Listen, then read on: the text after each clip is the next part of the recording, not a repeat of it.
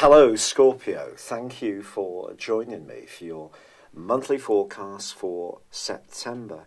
I am sorry that I'm delivering this forecast a little late than ideal. It's really lovely to be with you, and this month has lots of excitement for you, not least that Jupiter, the planet of growth in your sign, is going to be angling up superbly well with Pluto, your modern ruler, which is in your sector of communication.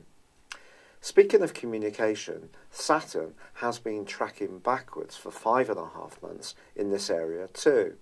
So although there is opportunity with Jupiter and Pluto to take the initiative, to be more creative, to believe in your ideas and the exchange of them with others, Saturn probably at times has seen you feel a little tongue-tied over that last half year.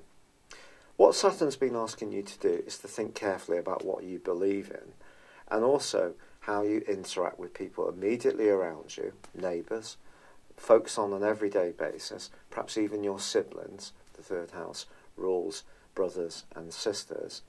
But it's also about your ideals, it's about technology, it's about your everyday thinking, the third house.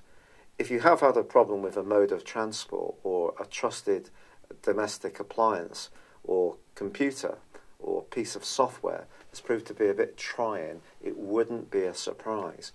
But the great news is that on the 6th of this month, Saturn comes to the end of that retrograde, and on the same day, Mercury joins up with the Sun in the most splendid part of your horoscope when it comes to friendships, social interactions, and also your future hopes and destiny.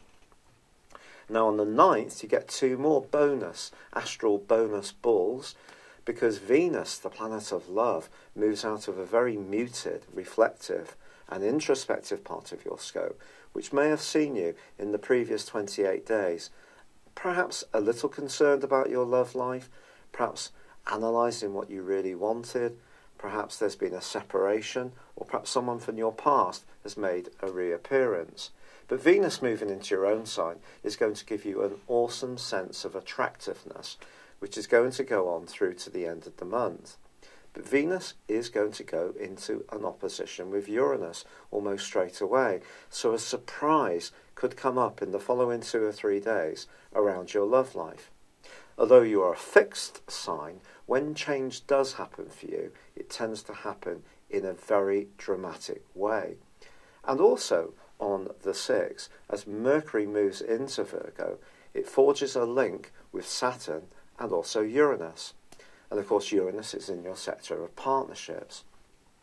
So it's possible that you could start to develop some kind of rapport from someone in your friendship circle, or who you share a joint goal or some kind of interest with, and that can be given even greater momentum by the fact that there is a splendid new moon in Virgo on the 9th, which is actually going to angle in brilliantly itself to both Uranus and also, Jupiter and also Pluto.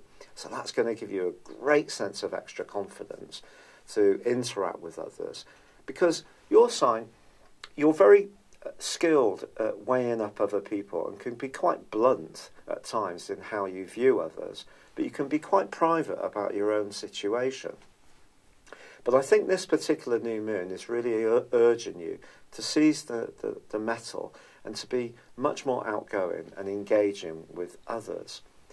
Now there is, at the very heart of this month, a challenge between Venus and Mars. Now Mars, of course, is your traditional ruler, and it is going to be changing signs on the 12th, moving back into the part of your horoscope that's to do with home and family. But that then recommences its right angle with Uranus, which has been going on, off and on, since the 2nd week of May.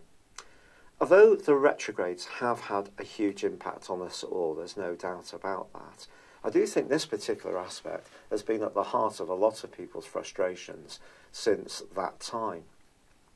If you think about it, Uranus in your 7th house creates a restlessness around relationships or partnerships.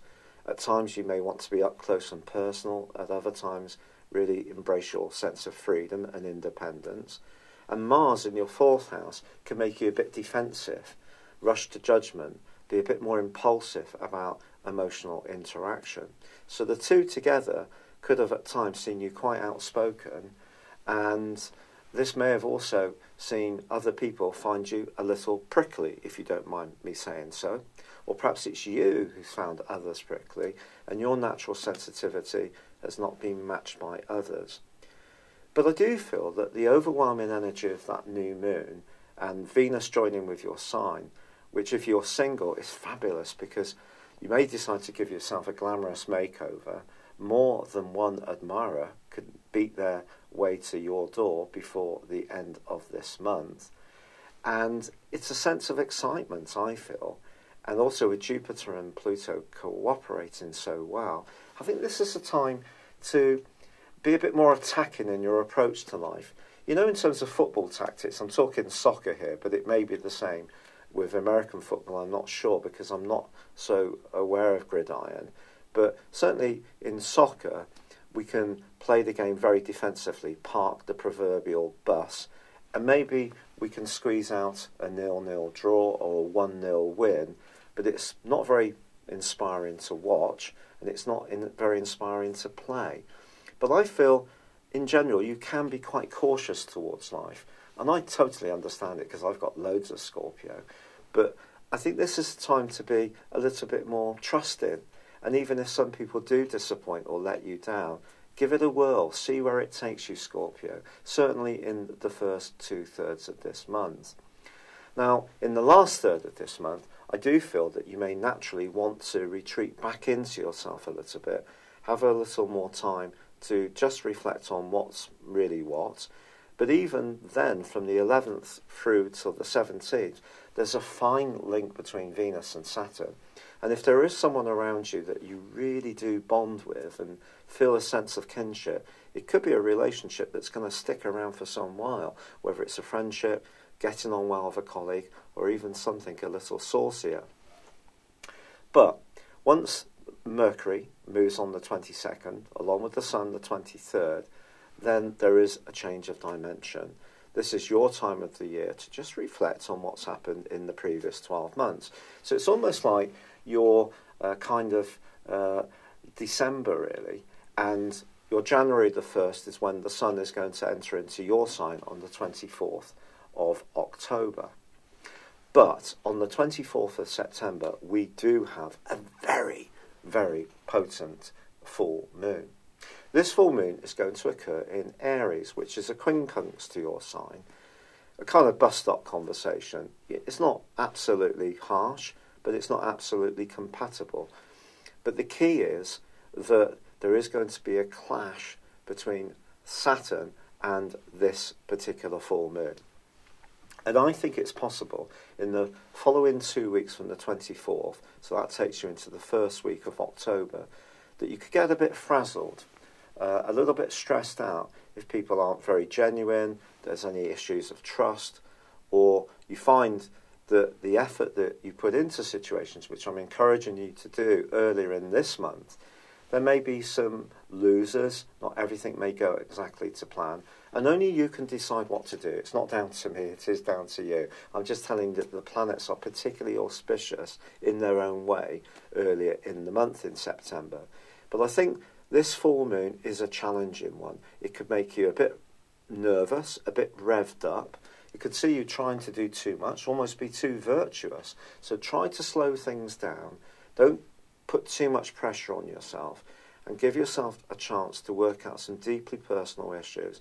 If there are some matters from your past you need to grieve about, or things that you need to privately talk about with someone that you can deeply trust, then do it. It can be a time of cleansing, a spiritual rinsing out, a time of letting go. But I feel physically you may be at a lower ebb, so don't put too much pressure on yourself. But generally, with Venus threading its way through your sign, joining up with Jupiter, that wonderful link between Jupiter and Pluto, and feeding into that Ace new moon, which occurs on the 9th in the sign of Virgo, there is so much to go for, so much to believe in. So trust your judgment, trust your instincts, and see where it takes you. I am sorry that this has come to you late. I have really been struggling with this rheumatoid arthritis. I'm so grateful for the so many brilliant ideas, suggestions and kind comments. I have tried some things, and some things may be working a bit, and some things maybe haven't worked. But it is a bit of a trial and error situation with the medicine. But I'm so grateful for your support. I'd love it if you would like or comment on this video, or if you've yet to do so, please do subscribe to this channel. But for now, good luck and goodbye. Hello, thank you so much for watching my video. I'd love you to join me at my Horoscope Ace app. You can find this at www.horoscope-ace.com. You can use it through Android, iOS, Apple or Facebook. Check out your ascendant or your moon sign, or download your free birth chart. There's all your favourite videos, plus there are daily, weekly, monthly and yearly horoscopes for general, love, Chinese and Indian astrology. If your passion is tarot, there's my brilliant 3-card money or love tarot readings too. And it's all there at www.horoscope-ace.com. Thank you.